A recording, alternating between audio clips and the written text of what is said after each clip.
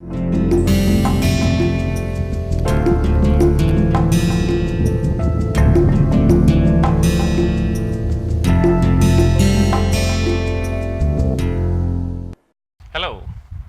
welcome to Noise Control and its Management.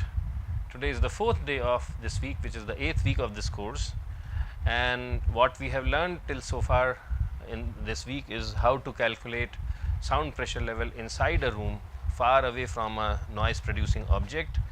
We've also discussed how to compute industry standard octave bands central frequencies and how are they related with the band number. And the remaining part of this week and also the next week, we will focus our efforts on understanding how to compute the value of LW for different noise producing sources. So, our focus is how to compute LW. Okay. And what is the context?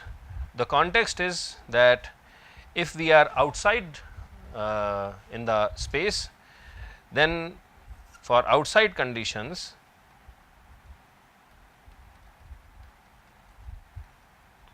we had with no reflecting surfaces,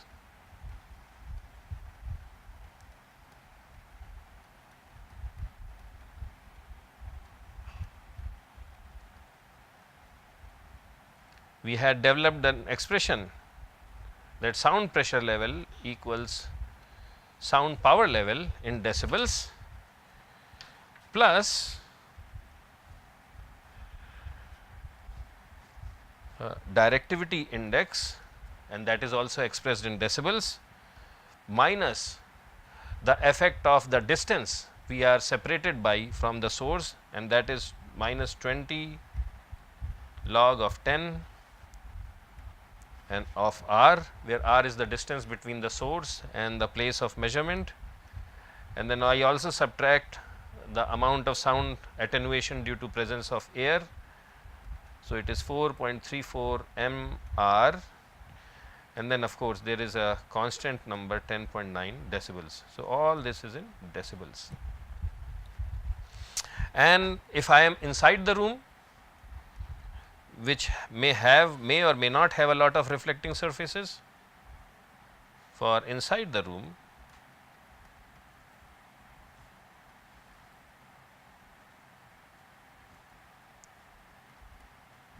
my sound pressure level is equal to the sound power level of the noise producing machine.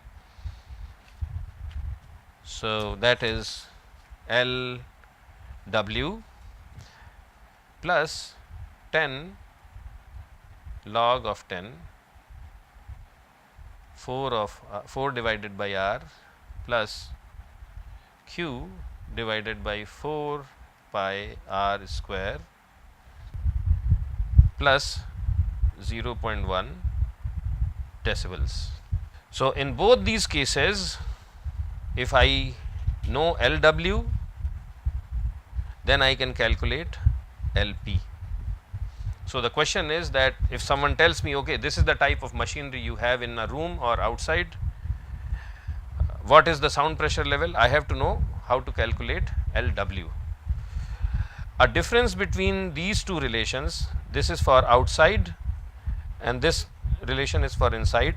Both these relations account for directivity, but here we use directivity index, and you should remember that directivity index we had defined as 10 log of 10 of directivity factor. Okay, so if we are outside, the relation uses directivity index as a parameter. If we are inside, we use directivity factor. So, Q is directivity factor. For an omnidirectional source, directivity factor is 1, and for an omnidirectional source, directivity index is 0. So, this is important to understand. So, I will go back to our original question, that if I know whether I am inside and outside, and if I know this value of R, or if I know the properties of the room which help us understand the value of room constant. I can calculate LP as long as I know LW. Please remember that both these relations, so directivity is a function of frequency, so directivity and Q, both these things depend on frequency. Similarly, R also depends on frequency. So the sound pressure level which I will be calculating, it will be frequency specific, and then the overall sound pressure level I have to somehow add up all the contributions for different frequencies, and then I get the overall sound pressure level. But this equation, these two equations are frequency specific equations.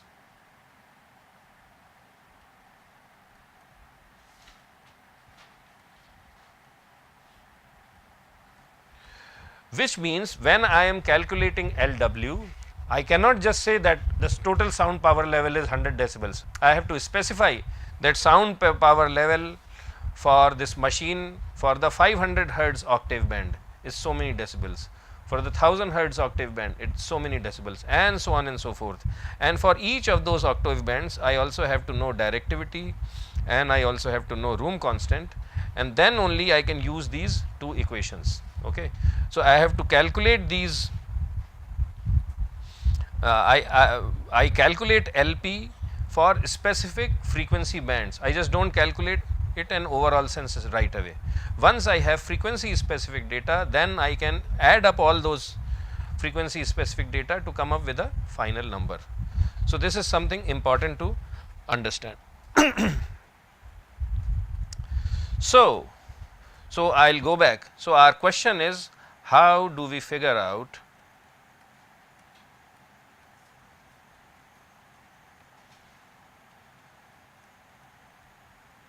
LW? Okay. And the question, the answer to that question is that we have to know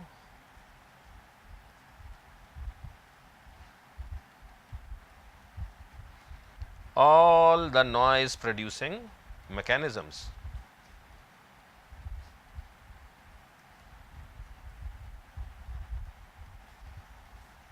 Sources and mechanisms in the system. So for instance, if there is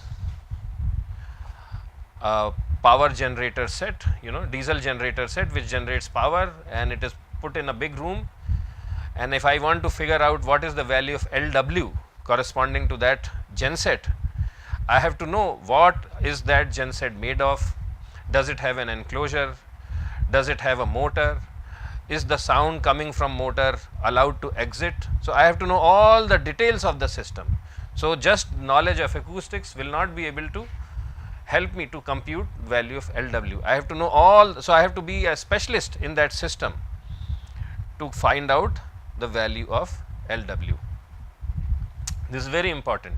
So if I am working in a factory and I want to estimate the noise level or the sound power level associated with, let us say, a milling machine, I have to understand what kind of different motors it has, and then when the machine is running, there may be some fluid falling on the machine as a coolant. So I have to know all those details, and all the knowledge, detailed information about the system will help me estimate LW in a methodical way. Now typically most of the machines, what are they made of? They are made of some important building blocks. So they may be made up of fans, they may or may not have a fan, but a lot of machines have some fan. Then they may be a motor, or some motors may be involved. Okay. Then there may be some pumps. What else are there? There could be some compressors. So these are building blocks for large factories or complicated machines and things like that. There could also be some transformer.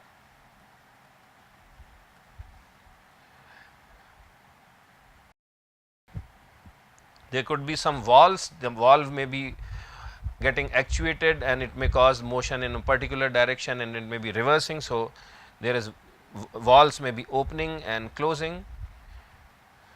Okay.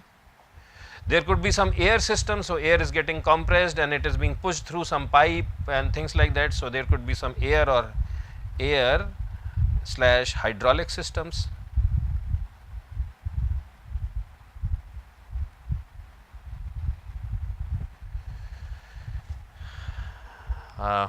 There would be some gas vents.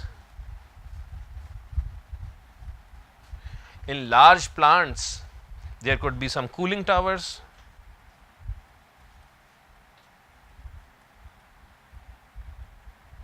Okay. And then there may be some mechanical, different small mechanical components. And the reason we are listing is that we should be aware that these are the components which create noise. So, the overall noise which we hear is a sum of individual noise coming from each of these parts. Okay. So, what are those different mechanical components which may generate noise? Gears, then bearings, pulleys and belts. Okay. And things like that. So, if we have to understand this LW, first thing we have to look at is the overall details of the system, and we have to identify what types of fans are there, motors are there, pumps are there, compressors are there, transformers are there. All these things generate noise on their own. Okay. You have a transformer, you may not think, but when high current goes through, so I am not talking about small transformers, transformers may be on the streets or large transformers. When large current goes in, it generates a this type of humming noise. Okay. So, then similarly we have valves, air and hydraulic systems, gas vents, cooling towers, gears, bearings, all these things. For instance, you have an air conditioning unit. What is it made up of? It is made up of a compressor. It also has a fan which blows air. It also has some ducts through which air passes through. So, we have to figure out how the whole thing is configured, and then we have to look at it case by case, part by part basis, and compute LW for different frequency bands for each of the thing, and then come up with the total estimate of the noise. So, this is the overall philosophy which we will consider as we are trying to figure out value of LW. And in this course, what we will do is we will select some of these components so that you learn how to compute LW for different components, specific components, and then you can use the same methodology for different components and for complex systems. So, today and also maybe over next couple of days, we will focus on efforts related to fan noise when it comes out of fan. So, we will work on fan noise. What is the value of LW if there is just a single fan? And by fan, I typically do not mean this rotary fan which we have in our rooms, because that is not a typical industrial fan. Okay. What is the purpose of an industrial fan? An industrial fan sucks in air from outside and it pushes in the inside. Maybe there is some need for some big combustion chamber or something where air is required. So, it sucks in air and pushes it in an area where it is required. So, lot of times it is also called a blower, air blower. Okay. So, there are different types of fans. Okay. And let us look at different classifications. So, they are broadly speaking two types. The first category is centrifugal fans. Okay. And these centrifugal fans themselves, they come in different flavors. So, we can have an airfoil blade fans, and you please go over the net and some books on fans to understand what these things mean. So, airfoil blade fans. So, their blades are designed like airfoils. Okay. So, that is why they are known. Then there are fans which are known as BCB fans. What does it mean? Backward curved blades. Okay. So, these are BCB fans. Then another category of centrifugal fans is radial fans. Then there are FCB fans. So, FCB is forward curved blade. Then we have tubular fans.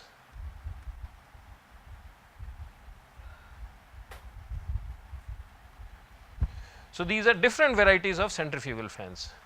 And then there is another broad category of fans, and they are axial fans. So, we have centrifugals and axial. The typical fan which we see in our rooms, it is an axial fan, it pushes air in an axial direction. So, they are vane axial,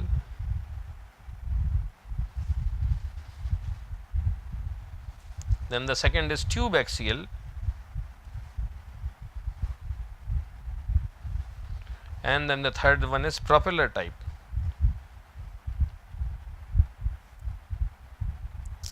So, the point here is not to make you experts in fans, but the reason I am listing all these different categories of fan is that if you are interested in computing the noise coming out of a fan, the first step you have to do is identify which type of fan is there in your building or in your machine which is actually generating the noise. So, you have to see whether it is a centrifugal or an axial, and once you make that identification, you exactly figure out whether it is an airfoil type or BCB or radial or FCB and tubular. Okay.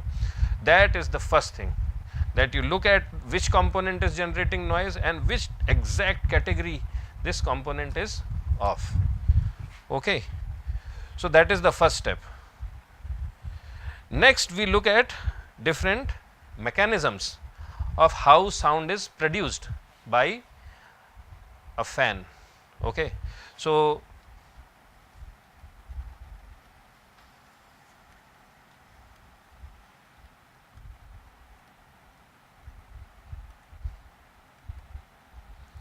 as air comes in and it goes out, the fan generates noise. Okay. And let us look at a schematic of this.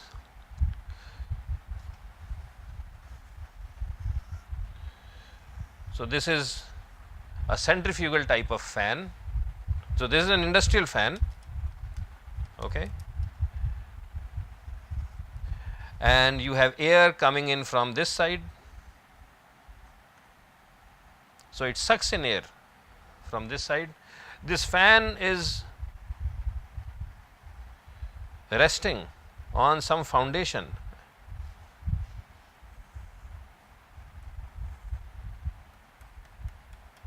So, this is a foundation.